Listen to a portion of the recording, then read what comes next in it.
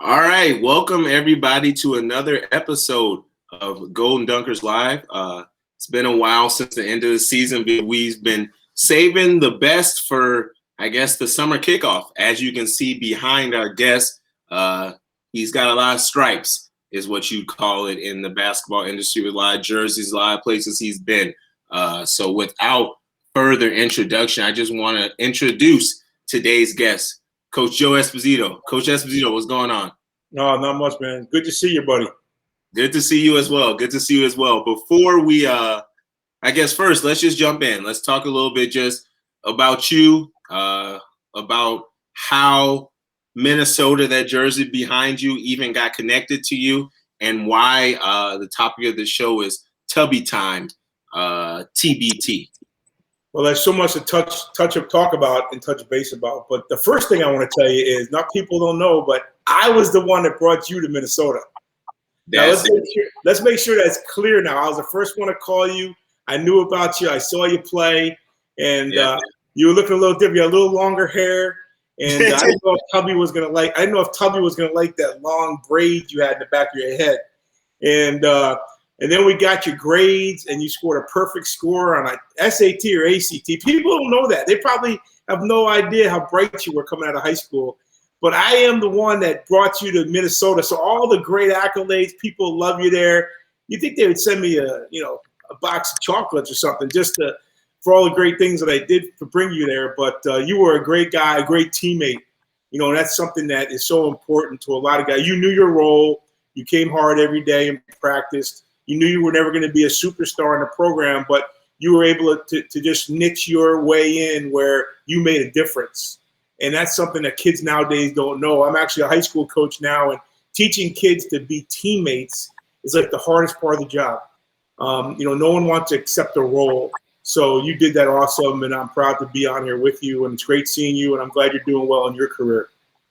No, I appreciate that. And I want to second that. You're the one that got me here. You saw what I was doing on the court, off the court, and I think you knew it was about more than basketball for me. And you knew Coach Smith, Tubby Smith, obviously was that guy to do that for me, because, I mean, he's a legendary coach, and what Coach Smith and the whole staff was able to do with guys like myself, especially a young black kid from St. Louis, to show us the ropes and, how to make it in the community.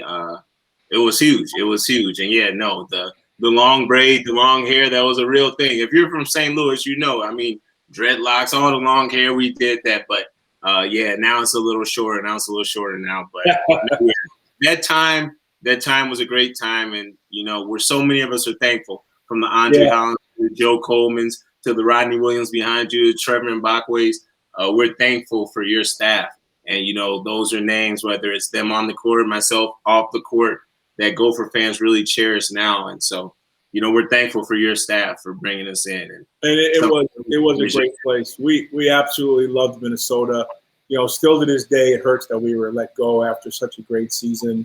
And the guy that let us go, he ended up getting let go the year after, which I think we'd still be there. We all loved it. We embraced it. I mean, I met my wife in Minnesota. We all had special times there. And we were just turning the corner, to go to the NCAA tournament, have that big win. And the kids that were coming into the program, the players we had, it was exciting. So, but back to your question, first of all, as far as how did I get to Minnesota, I was coaching. I started coaching. This will be my 35th year coaching this year. And then at the time when I was coaching, I became friends with Tubby Smith through a friend of mine at Tennessee State called Frankie Allen. Frankie Allen introduced me to Coach Smith. I actually picked him up at the airport one time, and I was with him in a golf tournament, and that's how we initially met. And from there, we built a really good relationship. I was a Division II head coach at Angelo State in Texas. And then when Tubby got the Minnesota job, he called and asked if I wanted to come to Minnesota, and I was all excited. So that was really how it happened. A lot of this business and a lot of things out there nowadays with jobs is all about relationships, building strong relationships and always taking care of the job that you have. Never thinking about the next job, because if you do a good job where you're at, the next job is going to fall into place. So when I got to Minnesota, I was excited. Didn't know much about Minnesota, to be honest with you. I know it was cold, and I I didn't know much about the tradition, but when I got there, I really fell in love with it. So the journey kind of went on. We ended up leaving Minnesota, and went to Texas Tech and really got that program going. You know, when we got there, it was 4 different coaches in 4 years. The program was really in bad shape. And we were able to take that program to an NCAA tournament, which made Coach the Big 12 Conference Coach of the Year, got him the John Wooden Award. And he was the hottest coach at the time. Yeah. And Memphis came in with some really, really big offer. And he couldn't turn it down. I think to this day he wishes he stayed at Texas Tech. But when Memphis was calling and the type of package they brought to him, I think it was something that was really exciting for all of us. I mean, it kind of changed my life a lot of ways financially as well, which was kind of cool, and it was a great place to go. Unfortunately, after 2 years, we were let go. They wanted to hire Penny Hardaway. We averaged 20 wins a season. We had our entire team back. We signed a qualified class. One guy right now starts at Arkansas. One guy starts at Penn State. One guy starts at Florida. And we didn't have a chance to put that product on the floor. And I think if we did, Memphis would really be on the track of being a strong program again. Then Coach ventured off to High Point. I went off to UNLV to work with one of my friends, Marvin Menzies, who's been a great mentor for me. And all the time, all these programs I've been at, I heard about the TBT, and I've seen it on TV. And I could never do anything with it because I'm coaching college, and we're busy in the summer with recruiting. You know, July recruiting period is such a busy time. Right. So as soon as I left UNLV, I kind of got to the point in my career where college basketball is just changing. The portal, all the different things about image and likeness and all the things that are happening out there. It's scary to know how it's going to go. So many scandals with cheating and schools and just a lot of things out there that kind of bothered me. And my wife and I moved around so much. We talked about, why don't we find a destination we can go to and stay for a while? And that's how this whole thing happened in Phoenix at Cesar Chavez High School. I decided, you know what, I want to give back to the game. I want to help young people, you know, develop and help young people get chances to go to college. Yeah. So I'm at a school called Cesar Chavez. And then I said, you know what, that TBT thing, I can now do it. Why don't I think about doing a TBT? So when I started to think about the TBT, I said, nothing would be greater. I remember the Kentucky players that Coach had, and most of them are older. You know, Jody Meeks, I think, retired last year. But most of the guys that played for Tubby there are older guys. Some of them are coaching. They're in no shape to play. I said, well, how far back can I go? And my whole purpose of doing it was to give Tubby the respect that he deserves. I know Boeheim has a team. Jimmy Valvano has a team. There's a Purdue Menamaki team. There's all these different teams. And I really didn't know if we should go with an alumni team or why not do something that nobody's done before, put a bunch of Tubby guys together from all the different schools that he's been at and produce our own team called TubbyTime. And that's how it all pretty much started. I said, you know, it would be great. So I called Coach and I asked him if we had permission to use his name. And I said, Coach, I want to use your name and do this in honor of you because, you know, I believe you deserve it. You were a legendary coach. You're one of those guys that no one ever talks about breaking rules. You know, no one's ever talked about taking a banner out of a gym because Tubby was a coach. Nobody ever talks about vacating victories. The guy didn't cheat. He's a great man. He's an honorable person. He does everything the right way. He's made a bunch of us better people to this day. And there's so many things I just know that you would know as a player that he would say in those huddles that just impact you for the rest of your life. I say so many of them today to my team. So I said, you know what, I'm going to do something in honor of Coach. I was with him for 12 years. That's a pretty long time to be with one guy. He had a big influence on me. So now it was time to figure out how I could put a team together. And that's how the whole TubbyTime started. No, that's a great story. Very clarifying. And yeah, I can agree. Although I got 2 years with Coach Smith, Tubby, and I feel like I was robbed of 2 years as well.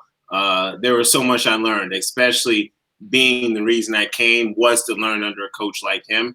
And it was just so many little things, you know, we talk about till today. And it's one of those things where you realize in college, you know, you're young, you're moving fast, a lot's happening. You understand some of it, but some of it you don't quite grasp. But then a few years after, a few years down the road, we're still thinking about them, talking about them. And those are things that Tubby is doing. But let's get back to that TBT subject. So just for people that might not know, just give your best description of really what the TBT is. I mean, everybody's seeing it. TubbyTime now has a team in the TBT. There's tournaments all around. Just describe a little bit for everybody listening. What is the TBT? Well, basically, the TBT is it's a tournament, just like it sounds. It's a basketball tournament where you can apply to have a team in the tournament. And what you're going to do is you are going to go ahead and apply to be in it because there's so many teams that apply. There's over 100 teams that apply for the tournament, and they're going to pick a field of 64 teams like the NCAA tournament. That's basically how it goes. So it started off as an opportunity where people can make $1 million. Whatever team wins, they're given $1 million in all sorts of different ways. You can divvy up the money. Some of it goes to charity. Some people play just for charity.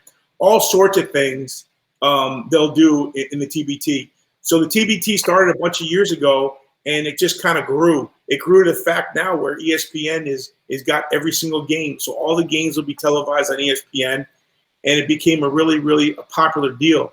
A lot of guys that play in the TBT are former overseas players. There are some, obviously, NBA players that have played in the NBA. They're now playing in the TBT. You get all sorts of ages. A guy like Joe Johnson, who played in the NBA years ago, he played in the TBT. You know, guys come back, like a Purdue guy like Robbie Hummel. He's going to play this year. Legend. Yeah, legendary player in that league. Of course, Trevor, but we'll talk about him in a minute. But there are so many great players in this tournament, and it brings a lot of people together. So there's kind of two ways you can do it. The first way you can do it is you can do an alumni team of just your school. Now, if you do that, 7 of the players have to be from that school, and then you can bring in other players as well, but you have to have 7 from that school. So, for instance, you know, Syracuse and Bradley, who were actually going to play in the first round, Illinois, Tennessee. There's a bunch of Marquette who won it last year. They all have at least 7 players from their school. There's a few new entries this year like Oregon. Oregon's got a nice team. So that's one way you can do it, or you can do it with all guys from all over. Well, since we're Tubby-Time and we represent a lot of different schools, we have guys on our roster from Minnesota that played for Tubby, from Memphis that played for Tubby, and from Texas Tech. And then we went out and we got a few other guys that have a connection some way to Minnesota or to Tubby, and that's how we got the rest of our roster at this point. So it's a real good, exciting tournament. It brings a lot of attention in the summer, and it's a real good venue for a lot of these guys. Before they go overseas, it gives them the opportunity to play on a main stage, and I've heard it's helped guys in a lot of ways. Some guys have gotten Puma contracts from the TBT. I learned that today. And it also helps guys to play and showcase their skills because scouts and all will be watching as well. So, I mean, yeah, it's great to have all these alternatives now. I think as a hooper, we all can agree on that. So let's talk a little bit about the Gophers that we do have. Some of those Minnesota Gophers, you alluded to a certain Trevor, I think some know. But talk a little bit about the Gophers that will be on the TBT team. You know, Trevor is a funny story because he was the hardest one to get. I mean, Trevor played hardball with me for a while there. I mean, I was like, Trev, relax, you know. Actually, the first guy that I went out in contact was Royce White. Okay. And I thought that Royce White would have been just a great because he never really played for Minnesota. And he was one of those guys that we had in the program, and unfortunately, we weren't able to keep him there. And he was the first guy that I contacted and the first guy that we announced that we were going to have on Tubby-Time. Since then, a lot of things have changed in his situation. He's preparing for a fight in the MMA, I believe, or one of those fighting deals where they go in the cage and they beat each other up to death. So I don't know when that fight's going to be, but there's still a possibility. He still plays in that Big 3 tournament. So there is a possibility that we may still have him on our team, but we're not sure yet at this point. So I started to call the guys that were on the team that I had relationships with. Obviously, all the guys were there. And, you know, I called Blake Hoffarber, and Blake's like, Coach, I can't help you, bro. Not anymore. I can't help you, bro. I called Al Nolan, Coach, I can't help you, bro. You know, I called some of the guys were just funny, like, Coach, really? I mean, I can't play anymore or whatever. So that was kind of funny. But then I started calling some guys and I started hitting, like Colton Iverson. Colton Iverson, like, Coach, I can play. I would love to play. It'd be great to be back with those guys. Unfortunately, but better for him, Colton just signed a contract to play overseas that he can't do both. And so we lost him on our roster. And that's one of the negative things about when you get really good players on your roster. Some of these guys might end up in the summer league, or some of these guys may end up with big contracts. And if you look at our roster, we have more Power 5 players than any other team that's out there. all of our guys played the Power 5. So you're looking at really good players on our team. A lot of them are still playing overseas. So that was kind of a tough thing in that factor. Paul Carter was, after we went through that, Paul Carter jumped on board really quick. He was really excited. Great young man. He played for my best friend at West Plains Junior College, Brian Osterman. And that's how, when we got to Minnesota, that was the first call I made. And we were able to get Paul, and I absolutely love Paul. Then I got a hold of DeVoe, and DeVoe was fired up. He's overseas. He was just like a kid in a candy store. He couldn't wait to get involved. Then I called Damien, because I knew Damien was the guy. If you're going to have anybody on your team, you want to have VIP. And I just want to throw this out there, too. I just told everybody the story about me getting you to Minnesota. I named Damien VIP. Damien Johnson, right? I named Damien Johnson VIP. Okay. Because when we were in Vegas, we were going to go into this buffet, and there was a VIP line. So the whole team's waiting on this one line, and he's standing in that VIP line. So I looked over him. I go, "What's up with you, VIP?" And sure enough, it stuck. So that's how he got his nickname. Yeah. Then we got Damien, and then from there, we were with Justin Cobbs was another guy that was going to play for us. Unfortunately, he still might, but there's a possibility he won't. That's his son's birthday weekend. He's been overseas playing for so long. Austin Hollins, another one that was playing so much ago. Those guys were over there during COVID. They couldn't leave their house. They didn't see their families. They had tough situations. So some of them said, "Hey, coach, I'd love to play, but I really can't. I want to spend time with my family." And how can you say no to that? Trevor then came on board, and we're excited to have him. He's 1 year out of retirement. He still looks great. He's still posting pictures with his shirt off on social media. So, he's still in shape. Yeah, he's still ready. Yeah, he's still ready to go. And then that was basically the guys. Now, Trevor and Jordan Taylor, who played at Wisconsin, are really close friends. And I said, you know what? He's a Minnesota guy. When we got to Minnesota, he was going to Wisconsin. We would have loved to have him in Minnesota. But, he's been part of our group and part of the family for a long time. So let's take Jordan Taylor, and he was on board. So that was exciting to get him. From there, we got Jeff Newberry. Jeff Newberry made a visit to us at Texas Tech. And his host was Todrick Gocher, and Todrick is on our team from Texas Tech. He's the leading scorer coming out of Greece. He'll be with us, as well as his teammate Jordan Tolbert, who played for us at Texas Tech. So we had a connection with Jeff Newberry. He was on a visit. We knew him. He wanted to play for us, and so he's playing. And then the last guy we got, which we're really excited about, is Nate Mason. Nate worries me a little bit because he's also a guy that's got opportunities to play professional. Right. I mean, he's got chances to play in the summer league and overseas. So if he goes overseas, I think we'll have a chance to keep him on our roster. But if he plays professionally in the States, I think we might lose him. So there's also time for movement. There's time to change the roster a little bit if we have to. We can still make a couple more moves. But basically, that's our whole team. We have one other player from Memphis, Rainier Thornton. He played there for us. He played in the G League last year with the Memphis Hustle. He's another good player. So that's our roster right now today. Cool. Yeah. And Nate Mason, someone who I played with, also coming in. I was there on his recruiting visit. So hopefully we can get him on the roster as well there. Yeah, that'd be great. For sure. Well, about, I guess, that roster then. I mean, go a little more into that. Kind of give us the little scouting report. I know Gophers fans, like, they can only imagine a prime Trevor Mbakwe, prime Damian Johnson front court. Let's talk about a TBT era Damian Johnson and Trevor Mbakwe front court and everything else that the team has to offer. Well, I don't think Trevor really lost much, to be honest with you. I think Trevor's got that. If he couldn't play, he wouldn't go out there. And Right. He always had that fight. And he's just a guy that, you got to admire. He played so hard. And I think he'll play his heart out in this thing. So he's never going to back down to competition, and he's going to want to win. So he's the guy you want. I made him our captain, and he's somebody that is going to really be a strong leader for our group. The other guy that's just like him is the Jordan Tolbert. He plays just like Trevor. I sent video to Trevor on Jordan. He's like, wow, coach, he does remind me of me a little bit. He's one of those fierce competitors, dunks everything around the glass. And I already called the Peoria Civic Center and told them they better have a backup rim there in the gym, because there's a chance that Trevor might pull one of those things down. So you never know. With a guy like Trevor, you never know. So I think he's pretty much that big piece of our team. And then a guy like Damian Johnson, Damian, if he can do just half of what he did defensively when he was in college, he'll be able to help us big time. You know, he's got them long arms. He's great on the press. He can take the guy, come up the floor. I don't know how Damian is physically, but when you look at him, Damian looks great. I mean, he hasn't put on the old man weight yet. He looks like, and just remember, he's a high school coach.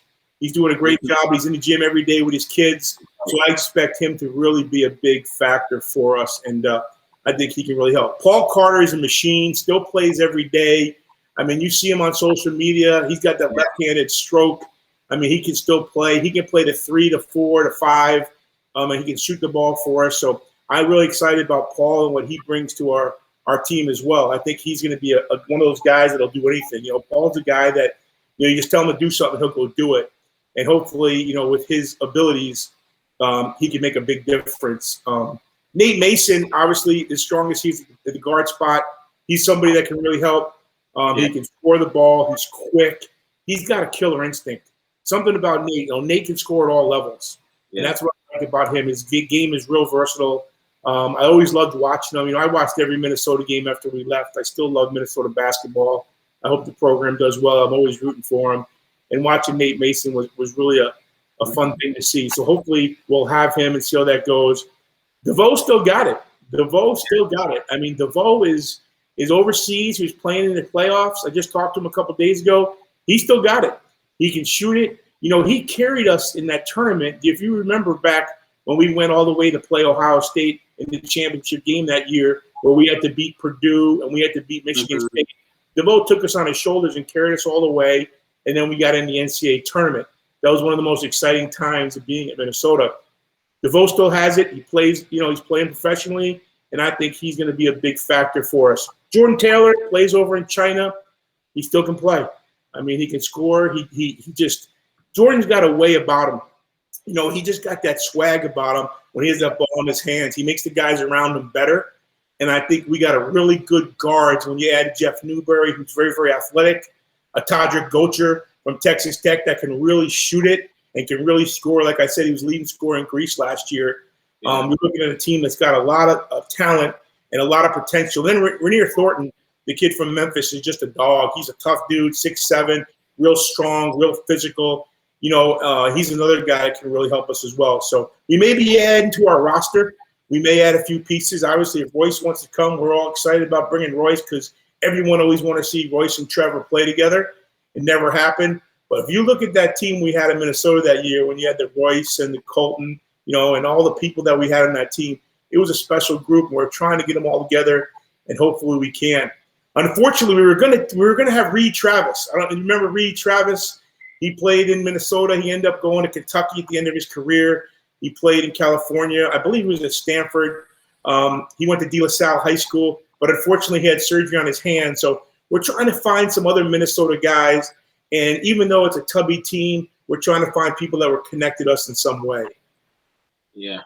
No, that makes sense. And the Minnesota basketball community is so thriving right now. And it's growing ever since that time when I came. And even before then, like you talk about their turning run with DeVoe when you beat the likes of Purdue with Robbie Hummel and Michigan State's with people like Draymond Green. Like there were some killers in the conference around that time. There was.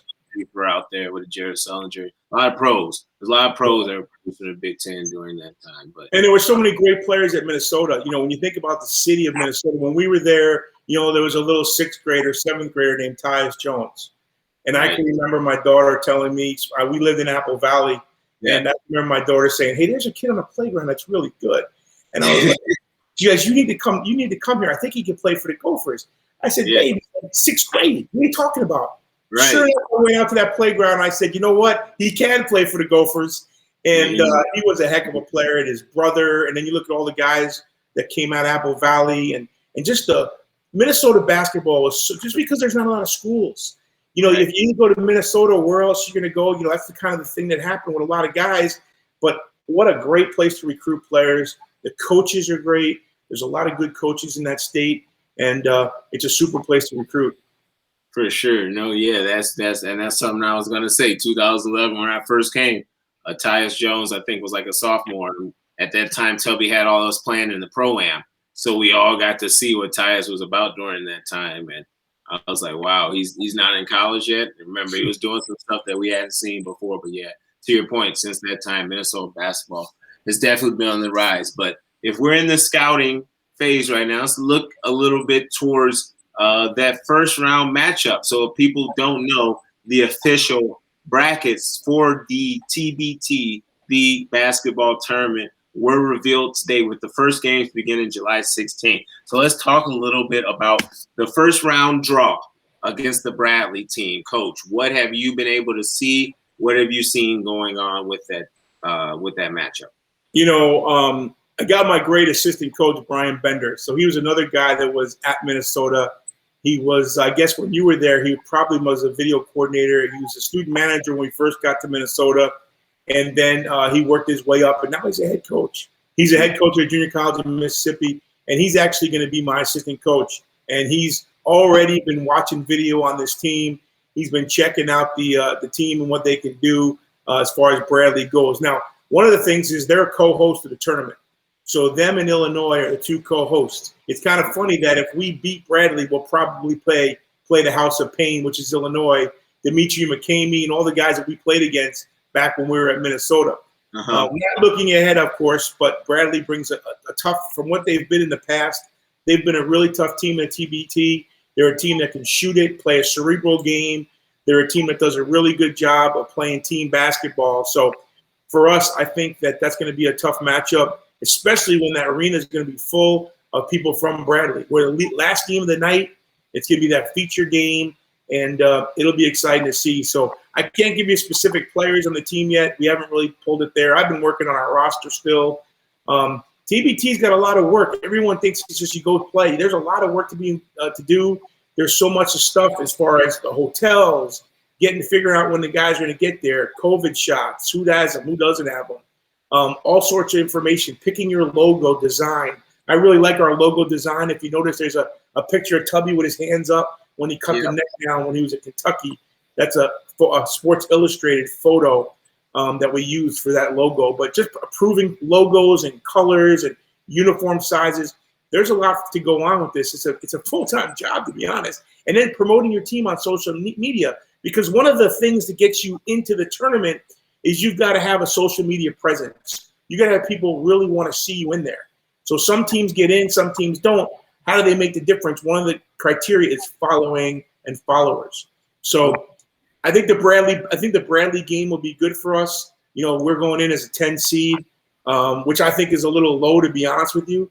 I thought we'd be a little bit of a higher seed, but I like where we're at, and I like that matchup, and it'll be a fun game for our guys. For sure. No, I mean, I feel like there's nothing wrong with that matchup. I think if I remember one of the last games we had with your staff, we were the 11th seed against UCLA, the 6th seed, and we beat them pretty good in this tournament. So we sure did. We sure did. I'll never forget that game. That was a heck of a game. We played really, really well that night, and it was fun with you guys all during COVID that we had the whole team and Tubby on there watching that game together. That was a really fun experience. No, yeah, for sure. That was definitely a good time. I know a lot of people definitely enjoyed that game, enjoy seeing that game. But, yeah, I mean, around that Minnesota theme a little bit, I know a lot of listeners, I'm seeing questions about Minnesota and Athletes Village. Just talk a little bit about that TubbyTime era in Minnesota. And that let's specify the years you were there. I know I was there towards the end stretch, but just talk about some of those times and just how it was when you guys when you first got the call that you're moving to Minnesota. Yeah, it was really exciting. And when I got to Minnesota, I just didn't know all the things that were there. I always heard about the barn and the excitement about the barn. Was never in the barn until I got the job. I will tell you this, though. When we were there was no practice facility. There was no athletic village. There was none of that. And we did all that we've done. And I think that's still the best team that's been in Minnesota since we've left. I don't think a team has gone to the third round of the NCAA tournament, had that kind of record. I know you guys did a great job and won the NIT after we left with a bunch of our former guys, which was great. And we were excited for those guys, especially the Hollands. Those are some special guys to our heart. Otto, and just a bunch of really, really good guys that we loved. Yeah. But we didn't have a practice facility. We didn't have anything to recruit the guys to. I mean, we would try to never bring it up. We practiced in the barn or we practiced in the pavilion. And the pavilion, we would sometimes get in there and there'd be, the gymnastic chalk all over the floor, and we'd be sliding everywhere. And it was cold in those. I don't think there's heat in the barn. I really don't think there's heat in the barn. I can see my breath in the morning. I could see mice running around the floor. I can remember a couple of times we catch some mice downstairs, and it was just so crazy. And with all that being said, we still did what we could to recruit the best players to get there, and we got them. And I think that was a tribute to Coach Jersa and Coach Taylor and Saul and Tubby and all the people that were in our program. Now I have not been to the Village, and I hear that it is fantastic. It's an awesome place. They've got the best facilities, one of the best in the country, and that makes a difference because that's what it's about nowadays in recruiting. You know, I was at Memphis when we built a brand new practice facility, and what a difference that makes, you know, when you bring those guys in there. The game's changing. Facilities, it's like a facility war nowadays. You know, you really got to have all the bells and the whistles to recruit kids nowadays because there's so much out there. So now that Minnesota has that, I think that's going to be a big factor as the program goes forward. And it's something that we didn't have. But there's nothing like playing in that barn, boy. I can remember some of the great games and the atmosphere and just the excitement, the sound, the fans, the support. Those are some of my favorite times being in Minnesota and some of those great games that we played in the barn. For sure. I mean, alluding to a few of those games, are there any times, any moments, whether it's Tubby Smith moments or just games at the barn that probably come front of mind when you're thinking about that? You know, there's so many, and I'm getting chills right now thinking about a couple, like when we beat Indiana. You know, we beat Indiana, they're number 1 in the country, and I'm literally getting chills right now because that was one of the most unbelievable things. You know, just to have that opportunity to play against the number 1 team in the country and beat them on your floor and having everybody storm the floor. It was really a cool night. Man, did we play. Man, did Trevor play. I mean, that was just an incredible night. And it was a lot of fun. And I can remember that specifically. It was a big thing. I can remember beating Wisconsin on Valentine's Day and Tubby dancing in the locker room. And I could see, like, you know, some of the guys just in my mind, like bugs. I can see bugs dancing right now. I mean, just guys like that in the locker room and how that team was so close and so much fun. And Tubby's dancing and beating a team like Wisconsin, they're ranked. That was a big rivalry. We had a good run against Wisconsin. I think we beat them 3 in a row at one point. You know, that one game where we came back at their place and we won the game. Westbrook hit a couple big shots. As a matter of fact, it was Devon Bostic and Paul Carter who did a great job of getting us back into that game, and we won that game. So those are a couple of memories. Obviously, the NCAA tournaments were big memories, but there's so many. I mean, there's so many great memories that we had at Minnesota. And like I said, we wish we were still there. I mean, there's no doubt. I really believe that, you know, someday somebody will write a book of how Tubby Smith was fired. It was unjust. There's no way he should have been fired at Minnesota. You fire guys for losing. You fire guys for cheating. You don't fire guys for doing things the right way. And to this day, it still bothers me, but I'm still a Gopher fan. I know that it had nothing to do with anybody that's there today.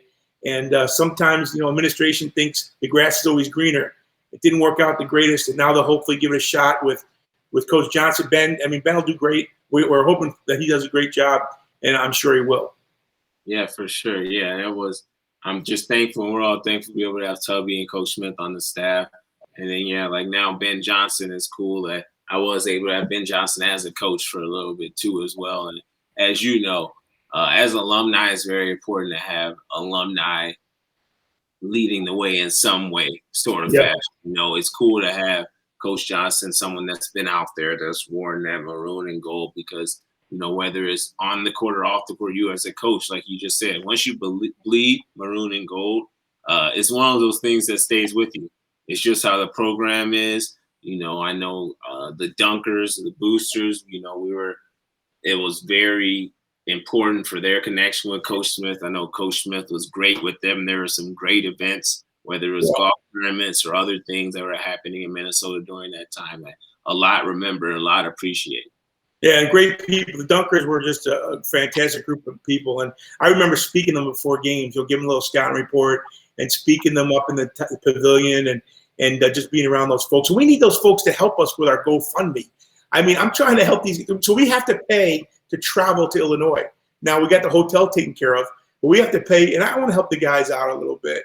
I really hope the Gopher fans, you know, whether it's $10, $20, $50, whatever you can give on the GoFundMe, so I can spread it amongst the guys and help defray their cost. I'm going to pay for food out there. We'll be out there probably a week, and hotels are taken care of, but we got to get them all there. And there are a lot of costs, and I hate to see those guys pull out of their own pocket. Some of them doesn't really matter; they've done so well financially, but some of them, it's tough. And I would love to see the Gopher fans reach out, go to our website, see our GoFundMe, and really, help us, since we are mainly a Gopher team. We look at most of our guys are Minnesota or have some tie to Minnesota. So we would love them to help out, but we would love their support. We'd be excited to get as many people as we can to help our team, and it would be great. Those are great folks in Minnesota. I mean, we had great fans, great friends, people we still talk to this day. Like I said, I met my wife there. It's a very, very special place to me, and we love going back whenever we can go back. Just not in the winter. Just not in the winter. Right. No, yeah, for sure. And yeah, that alludes to one of my last questions here. So where exactly can they go to support, and how can they support? I know you said GoFundMe and other places. Where exactly is the place where Gopher fans can go and support? Yeah, well, the GoFundMe, they can look up TubbyTime. I mean, they can look it up on a GoFundMe, or they can just go to our Twitter page, which is TubbyTime TBT, and they can see it in there, and subscribe to our page, and they can go on and just help us in any way they can, and it will be really great. So I know our players would be appreciative of it, and they're getting excited. We've had a team chat for about 8 months now regarding the team, and it's funny back and forth. Damian Johnson's still a clown. Yeah. I mean, he's always ripping Trevor, and Trevor's ripping him, and Paul Carter is always, Paul Carter is still the first guy. You ask the team to do something like, you need to fill this out about a uniform size, or you need to give me your COVID, a picture of your COVID shot. Paul Carter is always the first one still to this day. You got to tell Damian and Trevor like 4 or 5 times sometimes, just like when we were in school. You got to keep pushing them a little bit. But they've been great, and they're fun to be around, and the chats have been great. Father's Day, ripping on each other, and then the only guy that's really not in the chat is DeVoe, so we have to talk to him on the WhatsApp app, and that's like in the middle of the night. So I'm talking to DeVoe in the middle of the night half the time. But it's going to be fun to have them all together. There's going to be a lot of great memories, a lot of great laughs. And then seeing them when we take the floor that night in the Civic Center against Bradley, it's going to be exciting just to get the thrill of, seeing Trevor back out there with DeVoe and Paul Carter. And I mean, it'll be a lot of fun. And hopefully we can win some games, and we can really make people proud of our team. For sure. No, I think everybody's looking forward to it. And like you said earlier about Twitter and following Twitter, make sure you follow, because that's a part, just a criteria of everything. So whether it's now or for the team next year, it's going to be a journey, I'm assuming. So just make sure everybody's tapping in and following now. I know we had a few questions. Let's just make sure we touch over them. I believe you alluded to the New Athletes Village. So you haven't seen the New Athletes Village, correct? No, I just seen the videos of it, and I have not seen it physically. Definitely want to get down there and see it. I can't wait to see all the bells and whistles that are in that building. You see a lot on social media, and no question, that was what we were dreaming about having when we were at Minnesota. We talked about it from day one. It was originally going to go right next to the pavilion, and we had drawings, and we had all this stuff that we were talking about. Probably, Kendal, when you visited, you probably heard the buzz that we would have a practice facility someday. Yes. That kind of just went, yeah. And then they started talking about it. And then after we leave, sure enough, they get the practice facility. Could you imagine what our program would have been like if we had that practice facility? I mean, I think it would have been at a different level. I think we would have kept guys home like Tyus Jones. I still believe guys like that would have stayed home. If we had those extra facilities that these other programs had at that time. So I have not seen the village, but I'm looking forward to seeing it someday, and no question. My son works in Minneapolis. My oldest boy works in Minneapolis. He works downtown Minneapolis for Beacon Hill Corporation. So we still got ties up in Minnesota, and it's always a special time. Mary's family's there, and we love coming back. Yeah, I think everybody knows once you come to Minnesota, it's a family thing. You're always here. You're always here. There's something about that Minnesota night. I say UFTA all the time. Like that's a Minnesota thing. Like I'll do something, I'll drop something, my team will start playing bad, I'll be like, UFTA. And they'll look at me like, Coach, what are you saying? UFTA. Right. And it's just one of those things, the Minnesota thing that just kind of hit. And So it's fantastic, and I'm looking forward to representing Minnesota the right way. For sure, no, definitely, and that's great to hear. And I know a lot of fans are looking forward to it, and hopefully you do make it back to Athletes Village with a TBT trophy, maybe some type of little press conference holding that trophy. At the end. And a lot of cash too. Exactly, a lot of cash comes with that. But if you're watching right now, you can look in the comments, and they will be saved as well. We'll share them on our page. The link to the GoFundMe page for TubbyTime was just posted in the chat, and so this will be live and also on the recording after, so you can go support the team.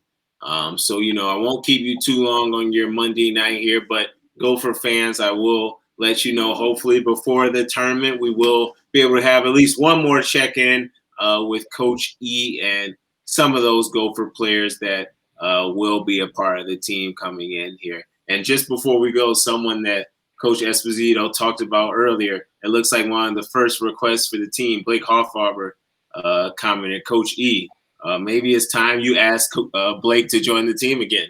Well, I called him, and Blake said, there's a guy that I would love to have Blake around. Maybe I should just make him an assistant coach on the team, Yeah, I have to bring him some way, somehow. Yeah, maybe manager. So if Bender's my assistant, maybe he could be like my special assistant, Blake. But Blake was a special player, boy. I'll tell you, he was so much fun.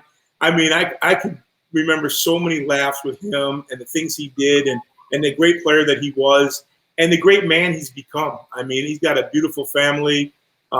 He's a guy that I really admired when I was there, and I loved his game. And now he does make some money, so he could go to that GoFundMe and really help our program. but he'll probably think the money's going to go to Trevor. I won't give any of the money to Trevor or Damien. Any of the money that he brings in, I'll make sure me and Bender have a nice warm hotel room so that we can coach these guys. But Blake was one of the first guys I thought of, like, I wonder if he can still shoot it. I bet you he can shoot it. He definitely can shoot it. The shot defensively, you don't lose your shot, especially when you can shoot it from the floor. But defensively, he might be in trouble. He might be in trouble. I don't know if he can guard him, but he could probably guard some of those older guys. But I don't know. But love Blake to death, and we'll definitely touch base. And him and Al would have been fun to have on the team. And both of them were just like, Coach, I can't help you. And Nate Mason probably, and a guy like DeVoe who's still playing, probably the right guys. But as far as people and great people, those were some of the best. And we had so many great memories. It was a lot of fun. Remember that shot Blake hit? Oh, man. Just so many shots. But that shot Indiana game. I've showed my team that video years after. And the shot, he caught that thing against Indiana, and he flicked it up there. And, and him with the SB award. And he had so many great moments. And he was definitely a fan favorite at Minnesota, without question. For sure. No, it's still crazy to think about. And they replay a lot of those replays a lot still. And it's just like, wow. You can't even imagine. And then you see all y'all over there, obviously, who we played under, you, Tubby, Coach Jerson, saw going crazy on the sideline. But no, that was definitely a crazy time. And yeah, he's definitely Gopher royalty. He's someone that no doubt. We all respect. And Roger Shipper. Remember good old Roger? He was jumping up and going crazy that day too. I thought his toupee was going to fall off. He was jumping up and down. He was jumping up and down crazy when we won. And I remember running the locker room and Ryan Saunders. I mean, he was on that team, and him and Blake had a great relationship. I can't exactly tell you what they were doing in the locker room, but it was definitely funny. And but they're just good guys, and that was a great group of guys, and a lot of fun. And I was glad to be part of it and have that opportunity to coach those guys. Yeah, no, I'm assuming when you talk about those top memories, like number one with us beating Indiana, I'm sure that Blake Hoffarber shots right up there, most likely. No question. And the coolest thing about it was putting Travis Bush in to throw that pass. Mm-hmm. I mean, like Tubby, we were prepared to play that. I think Travis may have been a quarterback in high school. I'm not 100% sure, but I remember we would like practice that play, and we would throw the ball long to see who could actually throw it. And I remember guys like Rodney Williams, he would throw it and it would like go out of bounds, and like nobody could throw that pass like that. And Travis could throw it, and it was just meant to be. I mean, we were blessed that night, and just Blake just catches it and throws it up there. And it was it's just a memory, and everyone goes back and looks. If you ever go back, and there's actually a video of my son when he was a little boy. We were playing in Phoenix. As a matter of fact, I just coached in the Phoenix arena this weekend with my high school team. We were in a big West Coast tournament, and we played on that facility that we played when we played Louisville. We played Louisville there, and actually, Tubby, that was the first time Rick Pitino was beaten by one of his former assistants. And that was an exciting game. I don't know, were you with us on that trip? No, not then. That was the year before you, I think. Okay. And we had a chance to meet Muhammad Ali, and I remember Blake and DeVoe shooting with my son. And there's actually a YouTube video of them shooting with him, and that was another great trip and another great win. To have a chance to win in Phoenix right before they started to have the Final Fours there, and beating Rick Pitino and having Tubby be the first coach to ever beat his former boss, that was pretty neat. For sure. No, yeah. A lot of people don't understand the whole Pitino tree, and everybody came under there, and just the ties that kind of circulated after that during that time. But no, yeah, there's a ton of great times, and I think during that Blake Hoffarber Indiana game, I think that shot was unbelievable. Was that a no-brainer? Did everybody know? Did you know Travis Bush was going to be the one to throw that pass? Did you have to play right away? Well, I knew Travis was going to throw it. We knew that part, but it actually was going to Joe Coleman to be totally transparent.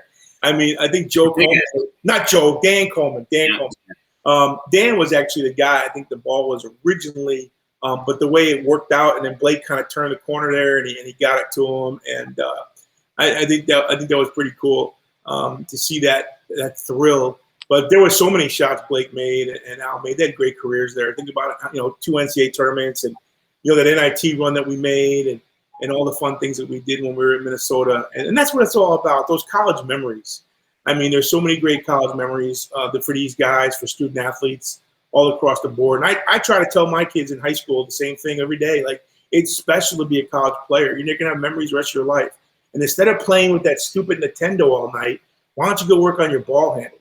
And that's the kind of guys we have. When you look like Andre Hollins and you look like Austin and the Blakes and the Alno, those guys were gym rats. I mean, you don't become a great shooter like Blake Hoffarber by not practicing. I mean, it just doesn't happen. I mean, Jamala Mushamala. I mean, another great guy that we had that can really shoot the ball. And I don't want to forget anybody because there are so many great guys. Ralph Sampson, and the career he had. Everybody, his numbers. You can't compare him to his dad, but he had 1,000 points, 800 rebounds. I mean, he was another legendary player when we were there. Yes. Elliot. How about Big Elliot? Elliot always gave us a little extra oomph. Yeah. He was a guy that just had a lot of toughness about him. True. And and then there were so many other guys that we had in the program that really helped us and helped us get over the hump. The thing I liked most about our team is they all liked each other. I thought guys got along really, really well, and I think you guys had a lot of fun, and it was fun for us to be part of that. And it was just memories that you'll never forget the rest of your life.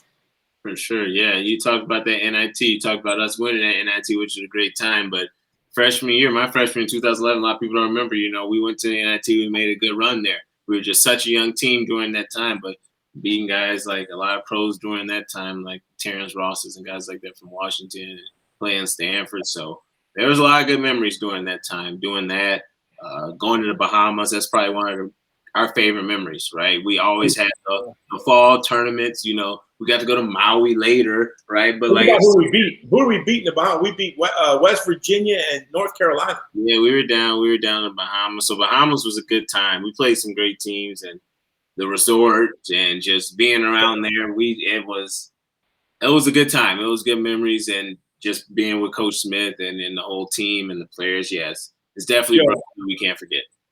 Kendal, for us as coaches, and as we're getting older and you guys are now the next generation, it really means a lot to us to see you guys being successful.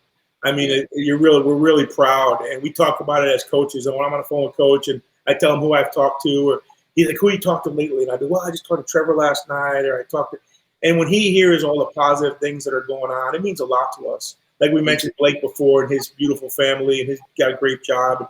And Ryan Saunders, coaching in the NBA, and all these things that these guys are doing right now really makes us feel good, because that's why we're in it. We're in it to help change your lives. And if we can give you something that you can benefit later on in your life, whether it's time management, whether it's, doing the right thing at the right time, all the slogans that Coach would say, and doing the right things and what you should do and what you shouldn't do. all those special speakers and police that we had come talk to you guys. It means a lot when we see you guys being successful. And that whole team of you guys have really done really, really well. And getting your degrees. And I see Al Nolan, like he's going to be the mayor of Minnesota before you know it. I mean, I see Al Nolan doing so many things. And just to see some of those guys really makes a big difference. It makes us feel good. And we're so happy that we were able to be a part of your lives. For sure. No, yeah. And that's an important thing you alluded to. I think I talked to someone recently about what you said, especially in Minneapolis, and what's going on recently, what you said about police officers. And that was something that I remember very clearly with Coach Smith's staff and what you guys did with us and the local police officer that was honestly managing all the cops on campus. So everyone we would be around and we would interact with. And that's one of those things, now actually, and what I'm doing in the community, what I'm doing with the team, that's something we're talking about. How do we actually connect kids to the police officers? That's something that your staff was actually ahead of your time during that time because it was important. Me, like myself, there was nothing I ever did bad right off the court, but just as a young Black male, we're just, I don't know, we have to go deep into it, but there's a little stigma that we get worried with police officers and we don't know how to communicate because we've never had the opportunity. And it was just great as a young Black player having Coach Smith there and your staff actually bringing the police officers around our team and actually teaching us, this is what's going to happen. This is what's real. This is what it's like to be a college athlete. And this is how you're going to react to it. And those are really important times, I think. More teams need to do, not just college, but honestly younger. Yeah. Yeah. And those are things that, unfortunately, there hasn't been a lot of education about all the topics and people trying to, be scared to talk about it at times. But, one thing Coach was never afraid to is to address to you guys, what are some of the things that you're going to encounter as you get older? Whether it's, Charlie, how you treat women. I remember we had women come speak to the team, about sex abuse, sexual assaults, and all the different things that can happen. And you guys understand that no means no. And then the police officers, I remember that was a big thing. And how about all the etiquette stuff that we went through? How to eat at the table, how to set the table, how to tie a tie. I thought we had just a great family atmosphere. And those are all the things that, people don't realize what really happens. All they know is if you win or lose, you beat Michigan State or you don't beat Michigan State. They don't know all that goes into it, all the meetings, all the times we're at Coach's house, all the times Donna gave you cookies on the bus. She never gave me cookies, by the way. I'm going to let that be out here public. I never was. She must have thought I was too heavy or something. I never got cookies. She never gave me cookies. I can never figure it out. Nothing's better than Mrs. Smith's cookies before the road trips. The turtle cookies with the chocolate and the pecans and caramel. Everybody used to go crazy. Let me let you know this now. Even though she didn't give me the cookies, Joseph felt bad for me, so he'd always crack his in half and stick them through the back of the bus and hand them to me. Oh, so Coach Joseph was always nice to give me some of the cookies. But he's still coaching. Coach Joseph is now at UNC Wilmington, I believe it is, or I think that's where he is. He was at Radford. He's still coaching. Coach Taylor's at Central Florida. Yeah. He's still coaching, and it's good to see those guys. And we were actually in the same league when I was at Memphis, and Coach Taylor was there. And I worked with Coach Taylor at Texas Tech. He came with us, so that was kind of fun too, being around those guys. But we stay in touch. It was a close-knit family of guys. Saul's getting married this summer, so hopefully we'll see a lot of guys at the wedding. I plan on getting out there if I can. My summer's been kind of hectic with my team, and we're moving. My wife and I, we bought a house here in Phoenix. We close in 2 weeks, so there's a lot of things going on. But it's going to be exciting to get back and see you guys during this TBT tournament with the guys that we had past years. No, for sure, definitely, yeah. And it was a great time. You talked about Coach Smith's house, being able to be close to the coaches, being around there, and the off the court stuff we got to do with Tubby. That's the stuff I remember. Whether it's him barbecuing or catering something in. 4th of July, beginning of the season, recruiting visits, we remember them. And me living in downtown Minneapolis now, it's funny. It all comes into fruition, whether it's me driving around and seeing oh, yeah, that's where Coach Smith lived. Yeah, we used to go down and just telling those stories. And, back then, us seeing it just wow, it's just so cool to be here and seeing the city. Are the little things, taking us to the hotel in St. Louis Park, going around the city now and being oh, that's where we used to stay. And seeing that come up in the little movie theater things we used to do then, those are important things that we all remember. And Tony's, don't forget about Tony's Diner now. Tony's Diner, probably the most important memory, no matter what staff is. If there's one thing that's going to stay true to Minnesota and that's going to stay loyal, is Tony's Diner. I think Tony's Diner and the Minnesota basketball program connected when Coach Smith was the coach. That's when things really took it to a new level. And obviously with you, you were someone that worked directly with them. Yeah, he was great. They were great, and I enjoyed it. There's a little pizza joint right next door. Is that still there? Mesa Pizza? Mesa, yeah, Mesa's still there as well. Yeah, those are some fun spots. And the Dinkytown area was really a cool little area for the school. And now that they have that village there right close by, right? So on Bierman is where your village is, and that's kind of neat to know. Those student athletes are getting an incredible deal with that whole situation. All the meals for athletes, and it's just athletics is going another way. It's going in another direction now. It's the haves, have-nots. And now if this new name, likeness, and all this stuff gets into effect where they're going to be paying players, just imagine how the big boys are just going to take off. You know, right now certain states are allowing that. As a matter of fact, I'll be talking about that on ESPN on Wednesday. And there's some states now that are allowing it. University of Connecticut will be the only school in their league in the Big East that's going to allow that through their state. So think about how they're going to have an advantage recruiting. Or schools in Texas that have it. Like a school like Minnesota, if they're not having that, you know, why would a kid want to go to a school that can't, you know, he can't get a sneaker contract, or he can't get, you know, one of these big money deals that some of these guys are going to be getting. And this is the way the NCAA now has to look at things, because some guys are skipping college to go to the G League. Yeah. And they're getting paid big money. And now, I don't know if you recognized or heard about, there's a league in Atlanta where they're bringing 30 high school kids getting $100,000 each. I forget the name of it. It's called Overtime. It's the Overtime League. Yeah, I think it's called Overtime. And now that is going to be another avenue where guys won't go to college, because they can go there for a year, and all of a sudden what happens? Boom, they're getting their money. They're going into the NBA. So the game of basketball is changing. College basketball is changing. And let's hope that they can get a handle on it where it can still be the competitive game that we all love, and not seeing the big boys just take off and then the mid-major schools not having a chance. Because that's what's happening with this portal. 2,000 kids transferring a year. If you're not happy, instead of fighting through adversity, you know, kids nowadays are just going to quit and go in that portal and go to another school and play. And they're going to allow you to do that. So if you leave Minnesota, you go to Memphis and play. That's going to be a hard thing to deal with, especially for these smaller schools. If some of these smaller players at these other schools have the opportunity to leave to go to big school, they're going to do it. So, you know, it's just a bad thing, you know, that we're teaching young people to quit. You can move on like that. It's like these video games. You're playing a video game. I'm sure you still play them, and all your buddies play them. If the game's not good, going well, and you're losing, you walk over and you push the reset button. Well, that's not life. That's not reality. So this portal, I think, has really hurt the game. And I think that, you know, college basketball could be headed in the wrong direction if we don't get some, you know, rules about how we're going to do this likeness and everything else. It'll be interesting to see. There's going to be some big decisions made, and you're seeing Coach K leave. You're seeing Roy Williams leave. A lot of these old guys that were part of these, you know, the growth of this sport are leaving now, and that's kind of concerning. And let's hope Coach Smith stays on for a longer time, and he's that voice that can help the college basketball scene. For sure. No, yeah. And Coach Smith, someone that's very trusting, and being around the game now and seeing other coaches and talking to other coaches, we respect it, but you really understand Coach Tubby Smith is one of the most respected coaches now in the college basketball community, in the global basketball community, which is very nice for us to be connected with. So, yeah, as we approach the top of the hour, Coach Esposito, I want to say thank you for joining Golden Dunkers Live. We appreciate your time.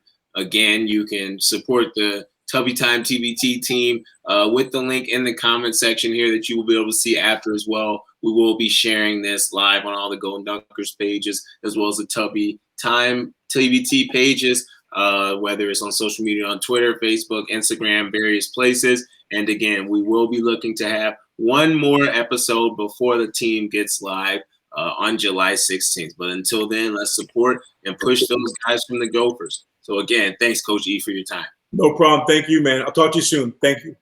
Thank you. Thanks, everyone.